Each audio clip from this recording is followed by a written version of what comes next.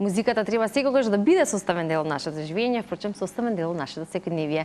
Верувам дека така се забавуваат и овие празнични денови, така да ни трне годината во следните 365 дена покрај сите работи, па можеби различни предизвици и динамиката која што ни нуди животот, да уживаме се разбира во музиката. Минатата година уживавме на вистина во сето она кое што можеше да се понуди на репертоарите на нашите институции, каде што имавме можност и голем број оперски представи да погледнеме. Истовремено да уживаме во нашите омилени оперски пејачи. Ние имаме еден таков утрински канатилма кој што меѓу другото сме го имали во кујната. Едно утро во 2024 се будевме рано наутро, прашувавме работи кои што ни интересира, а сега денеска на 2 јануари сакаме да имаме и таков почеток на годината, да позборуваме малку со него, да почувствуваме таа позитивна енергија, па и да зборуваме за сите планови и желби за во новата 2025, а тој несомнено ја стартува оваа година доста динамично, а успесите веројатно се загарантирани. Иван Наумовски, оперскиот пејач, добро познат за нашата македонска публика, но не само за нашата се разбира, и за надвор од нашите граници, ја стартува оваа 2025 со меѓународна турнеја. И за турнејата и за се останато зборуваме во продолжение во нашата утринска тема, токму со Иван. Иван, добро утро, добро ни дојде. Здраво, Ивана, добро те најдов. Ти благодарам пред се на поканата и големо благодарам за тоа како ме најави еве. Да, па јас мислам дека заслужено е тоа и сметам дека сите оние кои што биле дел од твоите концерти, меѓу другото многобројни кои што си ги имал во Македонија, но и надвор од нашата земја, како што споменав, ги носат своите импресии и имаат своји размислувања, најчесто се тоа позитивни коментари и јас и на најавата денес кога споменав дека добро е да видиме од твоја страна или од твој аспект како сето тоа е доживеано.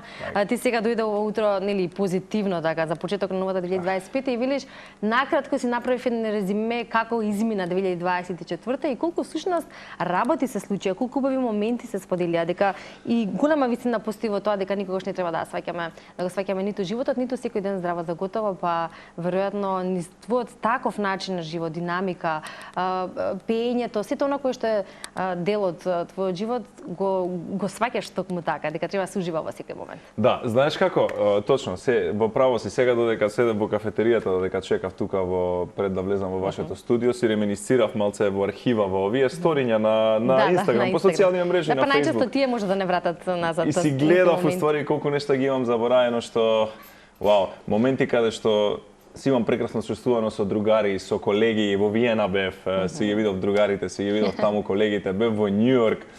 Бев до Германија, еден прекрасен замок, на отворено небо имавме концерт, фала Богу, времето не посложи и тука имам интересна приказна, како и секогаш кога треба на отворен концерт да пеам, катастрофален е денот.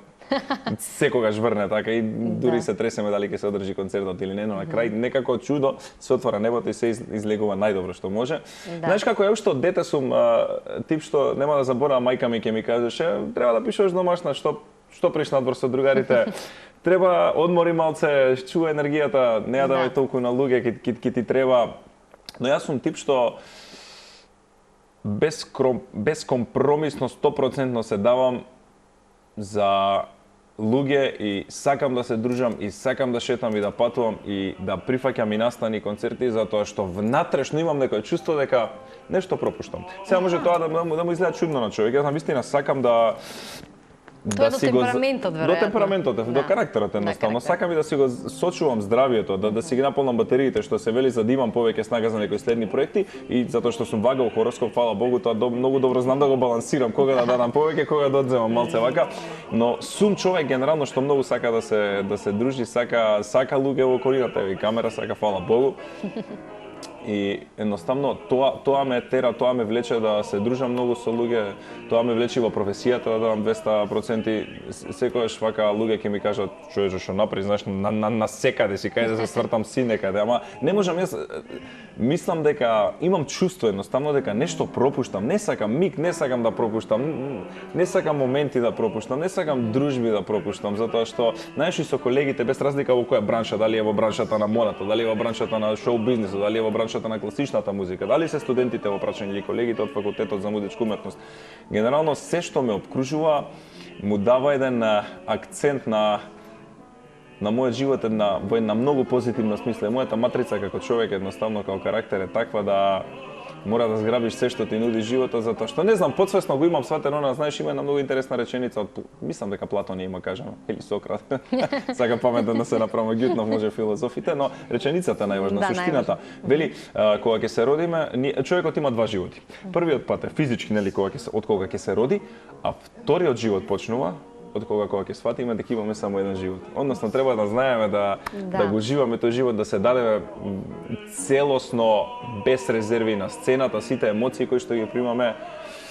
И тоа да напоменам дека многу сакам така емоции да примам затоа што се чувствувам потоа мокно на сцената и тие емоции можам да ги дадам на сцената. Дали е тоа фрустрација, дали е тоа среќа, дали е тоа тага и сите оние виножито од емоции кои што ги имам генерално во мене, сакам да ги дадам на сцената и фала Богу искрен сум према себе, према самиот себе сум искрен. Да. И еве пред камера сум искрен и затоа и на сцената сум искрен и мислам дека тоа многу ми помага.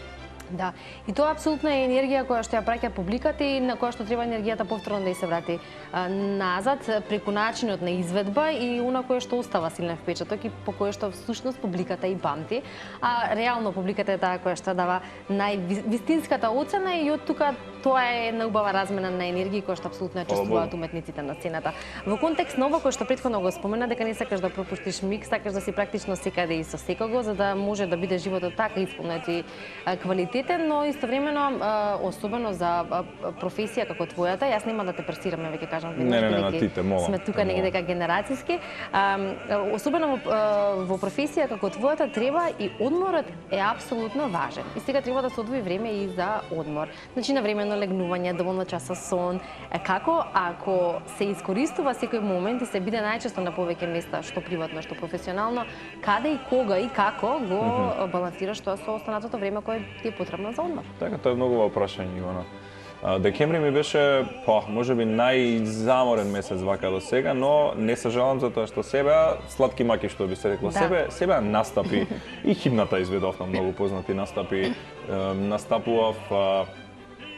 Настапував исто на многу места, многу често имавме проби во арената Борис Трајковски со Симон Трчевски, имавме концертот покрај тие интензивни проби кои што ги имавме.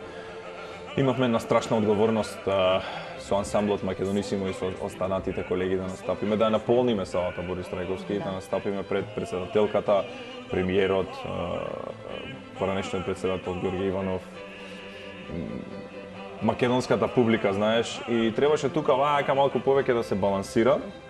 Но фала Богу сето тоа заврши и сето тоа на новогодишно лудило што би се рекло. Да, сите некако така тој новогодишно лудило заврши и сега едноставно сум фокусиран, знаеш како јас сум човек што и мора така да се оди на тој принцип, на тој начин за да може да се чува телото, да се чува гласот и да се има на мисла и фокус кон следните проекти.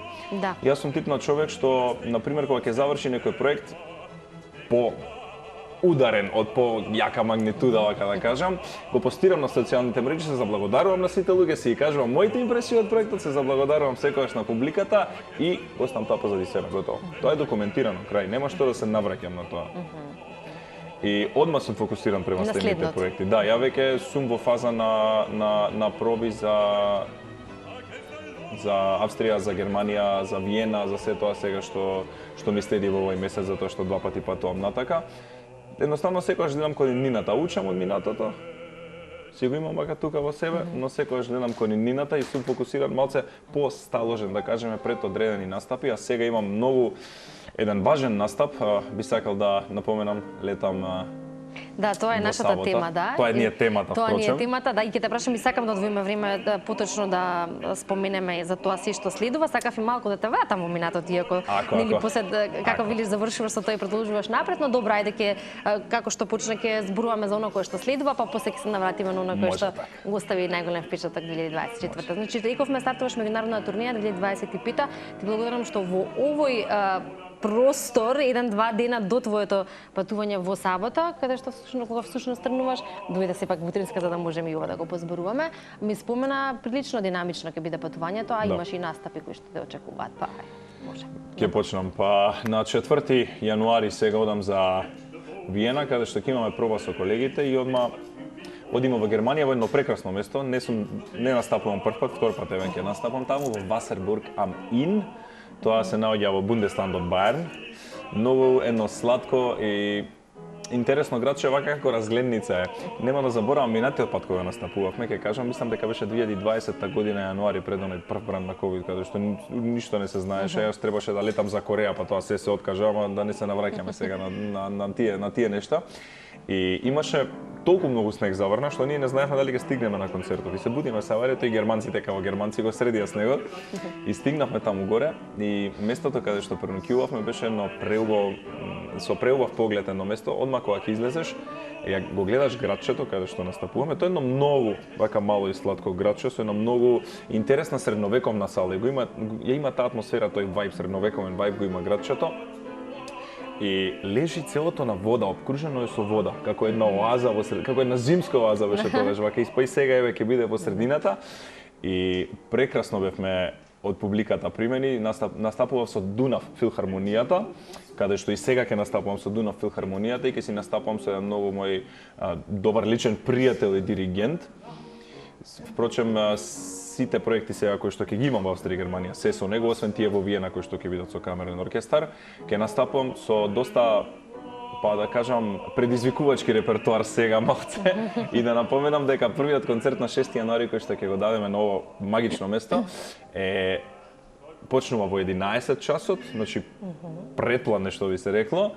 Треба да сум веќе така доста распеан во повисока позиција малце, затоа што настапувам со композиција од Джузепе Верди, од Ерих Волфганг Корнголд, еден прекрасен, фантастичен германски композитор кој што има пишувано композиции и песни во 20-тите, во 30-тите години во операта и во она златна Холивуд ера, познат е многу повеќе како филмски композитор, но има една преубава опера, се вика Die Tote Stadt, односно Мртвиот град во превод. Јас ќе пеам една од ариите, страшно предизвикувачка арија, и потоа ќе настапам со уште 3 многу убави австријски дуети со една колешка од Чиле. И тоа е така првиот проект, а вториот проект летам на 16 јануари од Скопје, од Приштина, односно се извинувам на кај Виена, повеќе ми одговара летот. И за да ги стигнам двата концерти кои што ќе ги имам во Виена во палатата Шенборн. Исто со стари колеги, да си ги видам колегите од Виена. Со камерен оркестар ќе биде тоа, со барокниот виенски камерен оркестар. Таму настапуваме со оние хитови оперски дела и дуети. Два концерти ќе имаме на 16 и на 17 јануари. За на 18 и 19 јануари да имаме еден концерт со симфониски оркестар со Дунав филхармонијата, исто ќе настапиме, затоа што нивната турнеја продолжува. Јас само се вклучувам тука. Во Цветл, во Република Австрија, во Ниска Австрија, Бундесландот, за потоа утреден одма да отидеме до Германија, во едно место, и за ова место имам приказна, не настапам прв пат, во Еринген. Еринген е едно многу сладко градче, малце подалеку од Австрија, но нема да заборавам минатиот пат кога настапив таму, или 2019 или 2020 беше, го имам уште и сечокот од дневниот весник, кој што ми беше пратен патер. Моја слика како пеам и насловот беше со она болт, титол, букви, оние бабачко букви што би се рекло. Срце кршаш од Виена. Затоа што јас нели во Виена живеев и секојаш ве представувам дека од Виена доаѓам, Македонија нормално. Но дека сум доеден од Виена. На такви концерти кога на тие концерти секогаш. Да, не како австриец, како македонец, но дека сум од Виена затоа што и тоа ми беше базата тогаш. 7 години од мојот живот Виена беше базата. И така имам таа убава приказна Срце кршачот од Виена, настапивме со многу убави дела. Тогаш сега со малце поразличен репертоар настапувам, исто предизвикувачки репертоар, не како овој кој што треба да го изведам и да го пеам во 11 ту наутро. Но исто така ќе си видам други колеги, со една друга колешка ќе настапувам тогаш, со една германка. И навистина се радувам на оваа турнеја да почне годината убаво, па потоа да си ги видам студентите да ги соберам. Спремни ми се за испит, да напоменам вака, слушаат. Одлично. Да се подготвим убаво за испитот, да го завршим испитот и има други проекти кои што подоцна ќе говориме за нив. Да, ќе говориме, да, спомени неколку работи кои што исто беа во концептот за мојот концепт за нашиот разговор, како доцент на факултетот за музичка уметност, по соло пење и за студентите ќе прашам. Секи си прашам поред, бидејќи веќе зборувавме за овие следни концерти и настапи кои што ги имаш конкретно за јануари и за ова кој што те очекува во следниот период. Ако зборуваме за тамошната публика и публиката која што најчесто доаѓа на таквите концерти во Виена и на околните места, што е тоа кое што го гледаш како кој што го разликуваш, да речеме, од македонската публика, како таму, каков е начинот на живот, културата на живење во однос на сваќањето и прифаќањето на тие концерти да се биде публика наистина? Секојдневие. Тоа име во културата, тоа име во сршта. Впрочем, класичната музика излегува од таму. Тоа ниф име, добро, не име типична фолк музика, еве, но е традиционална музика која што е врежана во нивниот ген. Да. Во нивната култура. И за нив е тоа едно секојдневие, еден вид на ритуал едноставно. Како ние кога сидиме на кафе, например. Многу јасно. Не им треба посебен настан за нешто да се случи. Во Македонија, нажалост, се уште треба посебни настани да се случат од некоја така, како што споменав, повисока магнитуда за луѓето тука веројатно и други фактори има сега и стандардот и се останато. И стандардот е, но и сметам дека образованието од дома кое што родителите им го даваат. Знам дека многу родители, повеќето во Македонија воопшто не ни слушаат класична музика, не ги интересира литература, се така некако да кажам, не сме како нација попродуховени во тој поглед. Не велам дека треба да бидеме, но не е лошо да бидеме, затоа што класичната музика исто така длабоко поврзана и не одат едното без другото, со литературата е поврзана, со медиумот е поврзана. Како што ние имаме класична операта е медиум од 18 век. Да. Например, ние знаеме како некои одредени луѓе се однесувале луѓе од пониските кругови, луѓе од повисоките кругови, према тие медиуми кои што ги имаме, исто како што и литературата ни е медиум, за социолошката положба, не знам, Ана Каренина на жената, за социолошката положба на мажот и сите тие действија како се случувале. Тие се еден медиум и се поврзани со едно знаење, се поврзани со една продуховеност на човекот која што ќе му ги отвори видиците. Што повеќе читаме, што повеќе слушаме класична музика, зашто класичната музика генерално ќе се задржа малце е многу интересно. Јас сум го размислувал ова, не е како забавната музика. Зошто? Забавната музика мене лично субјективно ме потсеќа на момент. Тој момент има една слика, има еден мирис, има една енергија, чудно е. Ама не ме потсеќа, не го опфаќа моментот во кој што јас живеам. А класичната музика, додека ја слушам, има милион различни димензии. Во секој момент кога слушаш класична музика некој дело, како да мене лично ми дава чувство дека се што се случува во моментот и што ме окружува, јас можам да се поистоветувам и да имам различни емоции во тој момент со таа композиција која што ја слушам, а утреден кога би ја слушнал сосема различно ќе биде. Не би ме потсетила на нешто, да кажам така. Би ме потсетила можеби на некој многу убав момент, но кратко за миг, затоа што класичната музика е сегашноста. Затоа секогаш ќе ценам на далеко повисоко ниво од која и да е музика, дали е поп музика, дали е рок музика. Јас сум израснал со поп и рок музика, но класичната музика е нешто што мене лично ми е под кожата и не ме потсеќа на момент, туку класичната музика е моментот, е реалноста во која што живееме. Велиш дека родителите се оние, и тоа е точно, кои што ќе им го предочат на своите деца, ете да речеме таквиот начин на живот, дури од детските години ние знаеме, еве и за среќа имаме и кај нас и детски, оперски и балетски представи кои што може да ги проследи детската публика, особено оние родители кои што сакаат да ја пренесат или да ја пренесат љубовта или да ги запознаат своите деца токму со операта или класичната музика како што велиме. И сега веројатно можеби тоа е случај и кај тебе, бидејќи ти дипломираше и кај професорката Марија Моратовска-Нумовска, која што е твоја мајка, нели? Колку тоа може да биде предност, колку да, преку тоа е пренесена, дали е тоа и можеби и генетика во прашање, но и низ детството, значи, нели, пренесување токму на љубовта која што постои кон. Гени се секогаш во прашање за дарба, да правиме сега исправен муабет. Гени се секогаш во прашање, зависи колку ти гени Бог ќе ти даде. И колку ти лично како карактер ќе сакаш да работиш сам на себе и колку ќе сакаш нешто и да бидеш фокусиран кон тоа. Зависи од родителот, не зависи за многу работи зависат од професорите, но исто така зависат и од родителите дома. Јас имав среќа да имам фантастичен родител карактерно работлив човек, кој што не постои грам мрза кај мајка ми да земе ноти и да направи нешто, да научи, да вежба. Таа карактерна особина ми е многу мило што имам од неа. И како професор мој и како родител, она се буквално знаеше што се случува на факултет. Јас додека студирав таму. Јас дојдов без музичко образование, никакво музичко образование на факултетот за музичка уметност, само една година се спремав за да можам да влезам секако. Јас свирев клавир, но јас не знаев што свирам на клавир. Додека не научив ноти и хармонија и така натака. Да, да се поедностават малце работите, да си го откомплицирам животот. И јас едноставно имав за цел да оправдам дека сум нејзин син пред се и сакав да направам многу повеќе од колку што можеби моите родители некогаш замислиле. Зошто? Затоа што они не знаат ја што мислам, они не знаат во мојата глава кои се моите граници, дали воопшто постојат граници во мојата глава. Значи, кои се моите амбиции. И јас сето тоа го преточив преку дела, не преку зборови. Јас никогаш не сакав многу да зборам што ќе правам, како ќе правам, јас едноставно правев и делував.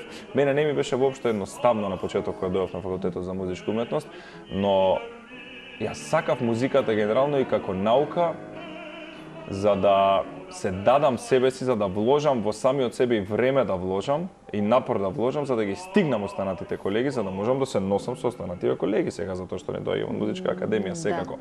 И предизвик беше тоа, но фала Богу што имам свесен родител и свесен професор тогаш, да ми го покаже патот и да ме научи едноставно на кој начин јас да се носам со тие предизвици во животот. Затоа што сцената и музиката генерално се една пречка, да кажам, позитивна пречка, која што мора да си има храброст за да се прерипа, за да се помине. Посебно сцената, треба човек да е крајно храбар за сцената, а кај мене во животот се вртеше околу сцена. Јас обожавам и филм, обожавам и театар, еве често следам театарски представи во МНТ. И ја обожавам сцената пред се и од секогаш некако како да имав едно внатрешно чувство дека тоа ми е местото и таму припаѓам. И патот секогаш ме носеше како змиичка, ме носеше на сцената, затоа што види, има на цел циклус кога ќе го свртиш со музика, цел циклус кога ќе го свртиш со техника на пеење, со изучување теорија, со изучување опери, со еден куп настапи, со изучување нов репертоар, пеење од до, буквално, затоа што јас ја сакам секој вид на музика го сакам.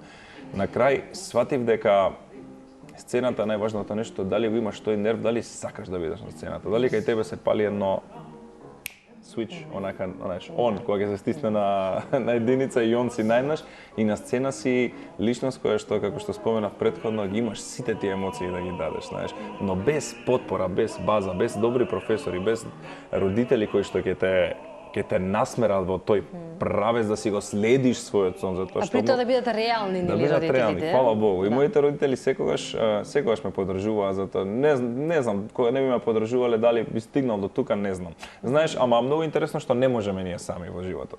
Дали ќе бидат родителите, дали ќе бидат колегите, дали ќе бидат пријателите. Ние сами како остров, ако се изолираме, не можеме ништо да направиме. Затоа треба човек да е комуникативен, треба и човек да се надоградува во сите можни бранши за да може од нигде никаде да почне муабет со некој човек, да се спријатели, да остане во контакт, знаеш. Јас фала Богу сум бил благословен да шетам во многу земји и да живеам во странски земји. Да видиш каков е животот таму, начинот на живење, па видиш луѓе, да општиш со луѓе од целиот свет, да останеш во контакт со тие луѓе од целиот свет, да се лакташ, конкуренцијата ти се најдобрите луѓе во светот, во Виена, конкретно мене ми беа.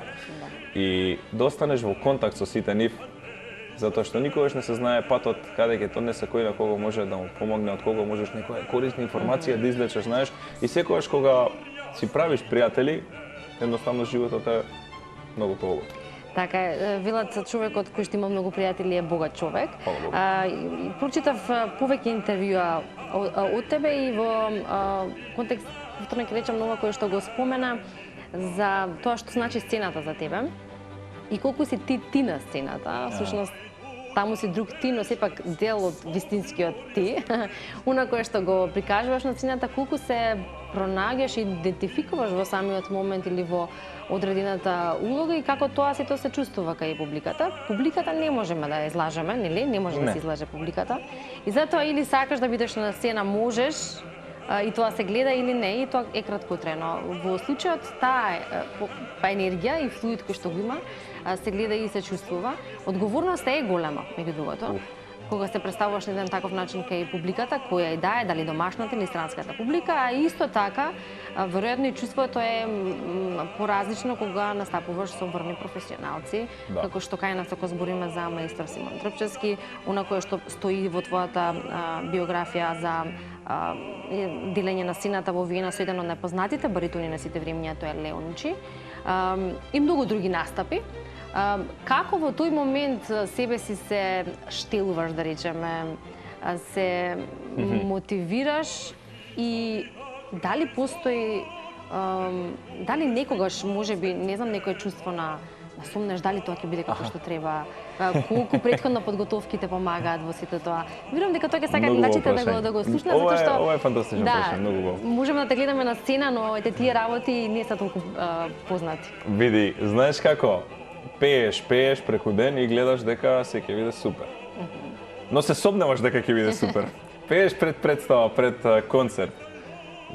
И се е супер, но пак се сомневаш дека можеби па нема да биде супер и ги пробуваш најтешките делови и супер си на сцена, дури пред да го испееш делот, мислам што е така по-комплициран, потежок, пак се сомневаш дали ќе биде супер. Знаеш, сомнежот мора секогаш да постои нормално, не до таа мера се шалам. Да, но тоа не прави подобри, затоа што ако мислиме дека сме најдобри, веројатно нема да има подобрување. Така, секако дека ќе биде, секако дека ќе има поголем сомнеш и ќе биде проблем ако не си во форма. Пред се, ако нештото не го знаеш добро, ако не си спремен, односно затоа што подготовката и она колку си спремен влијае на тоа ти колку самоуверено и колку сигурно ќе излезеш на сцената. Како викаше Коби Брајант, вели нормално дека ќе го погодам последниот шут, вика тоа е за мене необична вежба, ја 1000 пати го имам тоа направено. Само сега имаше човек пред мене, ништо страшно. Значи мора во пракса мора многу да се работи за тоа. И јас им велам секогаш на моите студенти, застанете пред мене, ајде сега од почеток до крај пред застанување. Затоа што ние можеме во секој момент на проба да застанеме, ама треба да се избориме со сцената, затоа што не е едноставно на сцена, не можеш да застанеш на сцена. Да. Што и да се случи, дали задзвонил телефон, дали викна лоџата, не знам, дали некој се закашлал во публика, дали си гутнал текстот. Ти мораш да продолжиш да. Ти мора понатака да продолжиш. Нема шорткат, нема краток пат едноставно. И мора да се избориш со сцената. Генерално цело време се одржувам во форма, цело време имам настап, имам концерти и фала Бог имам големо искуство. Имам настапувано во многу земји со соло рецитали, со уметнички песни, со представи, со концерти со симфониски оркестри и кога ќе промениш толку диригенти. Кога ќе промениш толку различна публика, да речеме, со различна култура, со различен менталитет. Македонија, македонската филхармонија полна. И сега ти ќе пееш пред полна македонска филхармонија, потоа за да леташ до Франција, да имаш соло рецитал со уметнички песни пред една публика која што сака со таа поинтимна атмосфера, да кажеме, меланхоличноста да ја доловиш, да ја доловиш емоции, да ја доловиш твоја визуализација во слики низ твојот живот што си имал, нешто можеби што некогаш си посакал да го имаш некој момент, но не си го имал, и тој да го раскажеш, нешто што во иднина го визуализираш и тоа да го раскажеш, сите емоции, некои моменти од животот. И да речеме пред сите публики јас го правам тоа, но генерално македонската публика, ќе се навратам само за миг на ова, очекувањата се други. Затоа што пред македонската публика јас сум Иван Нумовски, оперскиот пејач што доаѓа од Виена. И сега ако не ја оправдаш таа улога која што тебе веќе ти е дадена уште у старт, нема да успееш многу, но јас секогаш, како што споменав, сум спремен, многу работа, може би вака изгледам дека и на социјалните мрежи Иване ваму, Иване таму. Не, ама Иван, кога е сам, Иван си певушка во себе. Иван кога вози, Иван си мисли, кога е во автомобил, Иван си мисли, чекај малце на овој дел, што требаше да направам, како требаше да направам. но исто така да напоменам дека најважната база за еден пејач, за да нема сомнеш на сцената, е тоа да си го откомплицира животот, да си најде прав професор, кој што ќе го научи на онаа база на техниката. Затоа што ако нештото е добро, само подобро ќе биде. Ако уште у старт е лошо, тоа е како во тенисот, исто како во боксот, како во голфот, оние индивидуални спортови, да кажам, технички. Ако немаш добро базата поставена со прав професор, ти не можеш да бидеш подобар. Со тек на време ќе бидеш подобар ако е базата добро поставена. Да, но мора да има некој кој што ќе те води и кој што вистински ќе ти ја покаже насоката, заради тоа што во било која професија тоа е апсолутно важно и еден важен дел од успехот кој понатаму се постигнува. Унако е, да кажеме, те карактеризира е таа позитивност и како велиме визијата, па и визуализацијата за оној што сакаме да го постигнеме, веројатно тоа кај тебе е доста успешно. Голем број концерти во минатото и на македонски фестивали музички, оној што представува белег на македонската музика, што во класичната, што во оној дел каде што нели ги знаеме оние манифестации познати како што се Скопското, Охридското лето, мајските опрески вечери. Сето тоа е голямо искуство како што спомена и веројатно можеби многу пати се соочил со прашањето зошто не ја избра Виена како место во кое што ќе продолжиш понатаму со твојата кариера, туку едноставно си во Македонија и нели си дел од факултетот за музичка уметност со твоите студенти, со настапите тука, но и со настапи надвор. Значи се прави таа комбинација, иако можноста за да останеш токму во Виена веројатно е голема и била голема. Не, кој ме знае дека утре можам да се вратам во Виена, искрено. Нема да го направам тоа. Нема да го направам од причина што ако бев 99,9% среќен во Виена и задоволен од животот таму, не го знам, јас стварно бев среќен во Виена. Јас имав луѓе кои што ме окружуваат, кои што ме правеа среќен во Виена. Мене многу ми беше убаво во Виена.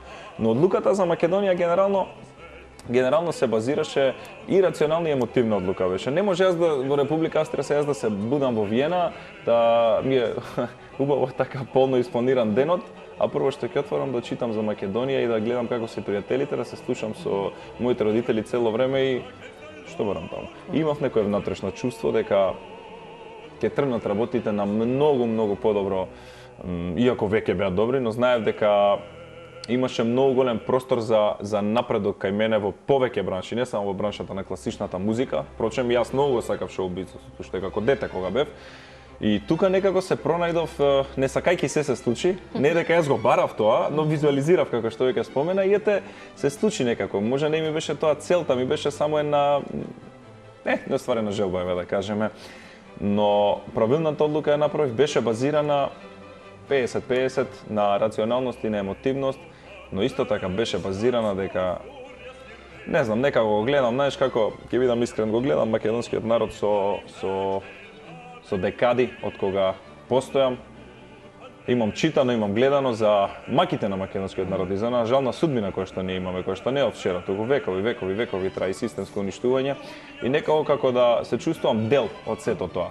И сакам да бидам присутен, сакам да сум тука и сакам заедно ние да градиме едно подобро општество, да има поголема унитарност, поголема колективна свест, да се поддржуваме, на пример. Јас им завидувам на народите кои што се поддржуваат, но вистина сметам дека ние треба да направиме едно општество, македонците, да бидеме независни од сите други. Значи ние самите за себе да сме си доволни, да си го цениме своето, да си се поддржуваме. Дали е тоа музика, дали е тоа уметност, дали е тоа без разлика приватни бизниси или што и да е, дали нашиот пријател ќе отвори приватен бизнис. Ние сите треба да се поддржуваме затоа што како што гледаме нас не ни е подадена рака. И ние мораме сите сами да си подадеме рака и како беше она едно гранче можеш да скршиш, ама кога ќе собереш повеќе гранчи не можеш да ги скршиш. И сметам дека унитарноста ќе ни помогне за тоа. Отидов малце така емотивно во македонскиот народ, легов и во сршта на нашата историја. Па добро, да навлеземе токму во моментот, затоа што многумина веројатно можеби би избрале Виена и можеби и таму просперитетот и начинот на тоа како ќе се одвива кариерата и концертите од кои што би бил дел ти и сега си, очигледно како што може да видиме, нели ова што го најавивме, но сепак нели едно е да живееш таму, друго е кога си тука и кога дел од тие концерти. Може би вака и подобро. Во право си, на се што велиш, во право си, навистина таму просперитетот и можностите за класичен пејач се се далеко поголеми од не Македонија, генерално која е било држава на Балканот. Но едноставно што знам, Таа е поврзаноста и тоа е чувството и од тоа нема бегање, така видиме. Чувството е дека моето место е тука. Моето место е едноставно тука, а искуството јас кое што го добив во Грац, во Виена, со сите настапи во Норвешка, во Франција, во Германија, во Чешка, во Австрија, цела Австрија имам свртено, со сите оние луѓе кои што ги запознав и со кои што имам делено сцена, дали е поголема сцена, дали е помала сцена, сцена од 5.500 луѓе, имам настапувам 3.000 луѓе, еве сега во арената Борис Трајковски имаше 4.000 луѓе со маестро Симон Трпчевски кога настапивме. Тоа е едно искуство кое што на помлад човек, да му ги дадеш сите пари на светот, он нема да може да го купи. Да. Значи тоа не се треба да со се пари. цени, не се купува со пари искуството, како што јас не можам од моите постари колеги да го купам искуството, туку треба да го изодам тој пат. Тоа е тежината, борбата и военно убавината на животот, затоа што мора да се движат нештата напред. Постои енергија во овој универзум за како да кажам, за нашиот сончев систем да се движи, за земјата да се движи, за да дише. За нештата да се движат напред и музиката е еден вид на енергија која што произлегува од самите нас. Например, ние кога ќе се разбудиме, ние мора нешто да правиме во животот и мора да најдеме цел, мора да најдеме фокус. Нашата матрица како човечки битие е таква едноставно. И затоа верувам во непрестана работа, верувам во делење, во споделување искуства со луѓе, верувам во повеќе искреност, да ти кажам право, нормално дозирана искреност, подипломатска некогаш. Верувам во пријателство, верувам во сета онаа позитива што не обкружува, но не верувам во трошење на време со луѓе кои што не не ценат. Не верувам да останеме на места каде што не ценат. Не верувам во нешто што е почнато, но не е сработено. Конкретно за сцената сега зборам. Значи, постои само една вистина, а тоа е дека мораме ние да се бориме ако сакаме нешто да направиме во животот и мораме да бидеме фокусирани. А што ќе ни донесе животот? Кој е нашиот пат? Која е нашата судбина? Ние не би знаеле. Еве, например, како што споменавме, реминисцирам годинава, што се си има случено.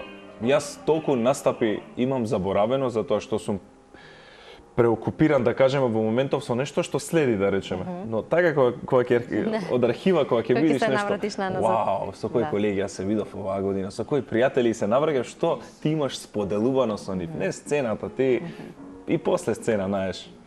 Што имате вие споделувано едноставно на човечка база, на човечка основа. Тие се нешта кои што го красат животот.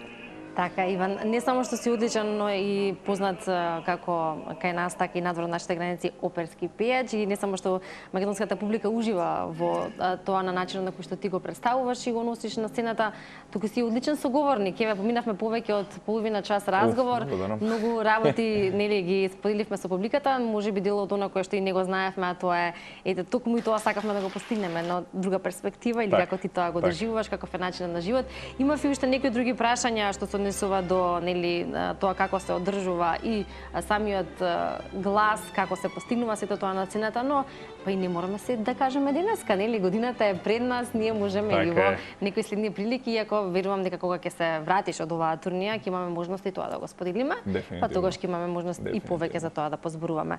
Да се доживуваат овие работи едно, да се создава искуството за себе се разбира дека една работа, но да се пренесува тоа на студентите и младите личности кои што имаат визија на едината е исто многу важно, а ти тоа го правиш со студентите кои што ги имаш, ги споменавме нив, да не ги изоставиме во овој дел и во таа улога уживаш и тоа е одговорна работа.